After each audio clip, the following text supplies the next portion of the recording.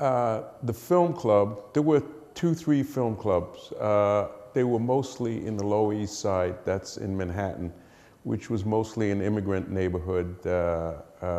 At that time, mostly people from Puerto Rico. Earlier, maybe about 80 or 100 years ago, it was mostly Jewish immigrants who came to New York, and it's associated with the sweatshops and all that. But anyway, when I discovered it in the 60s, it was mostly a Puerto Rican neighborhood, and it was kind of considered rough and poor. And I, at that time, actually lived in another section of the city, which was kind of more middle class. But I had, you know, I was looking, when I was a teenager, I didn't like the neighborhood so much. So somehow I discovered this neighborhood, and somehow I discovered these film workshops, and I was fortunate enough to be given an opportunity to get involved, to learn the skill, and to have a chance to make my own films.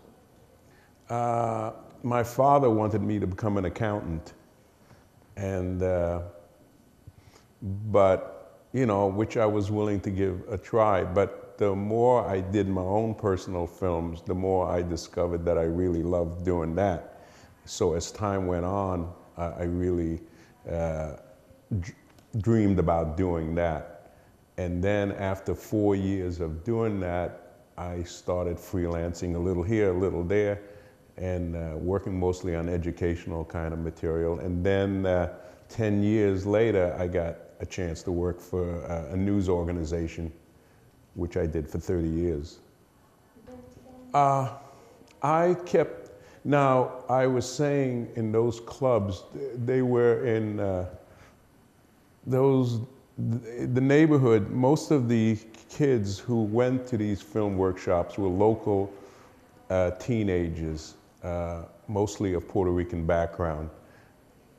Most of those teenagers later, you know, there was a lot of difficulties. There was a lot of drinking problems, drug problems, and to a great extent, a lot of those teenagers succumbed to that situation. Some of them died, you know, so it was kind of tragic. And, you know, but interestingly enough, there were some other outsiders, and I kept in touch with them. And actually recently, now that I left my job after 30 years, recently I got together with one of the people, and we just shot a whole short, dramatic film. So that's after 40 years, you know, that we worked together. So I did keep in touch with some people. Unfortunately, I would say most of the people that I kept in touch were the outsiders, and not so much the neighborhood people. You know what, when I started going to the film workshop, and I was coming, like, let's say from a middle class neighborhood into a poor neighborhood, so I had these stereotypical views. And in fact, the first film that I did was We Should Overcome, and it was a contrast between a poor neighborhood. At that time it was Harlem. I went all the way up to Harlem with this camera, and this neighborhood in Queens. So it was very stereotypical, and it was very dry and blasé. And it was only through time that I discovered this other format where I would get to know people, and they would have a certain trust within me, and then we would go out and just do kind of more what was natural.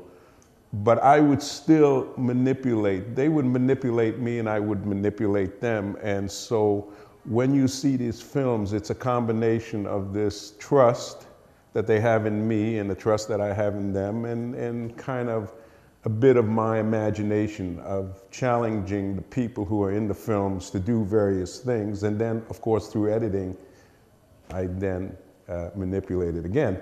But actually, recently, when I retired, I just shot this whole story, more than 150 hours on this artist.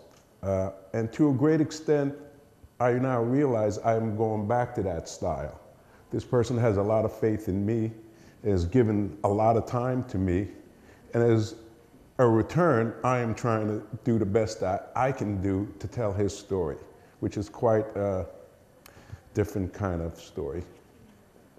Well, if there's anything different, is again,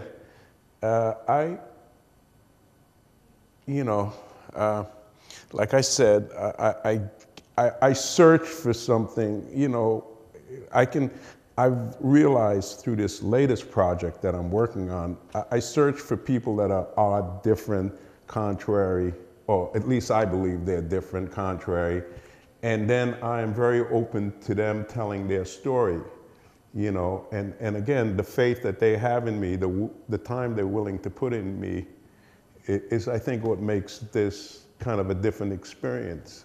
I don't know, it's hard to express it.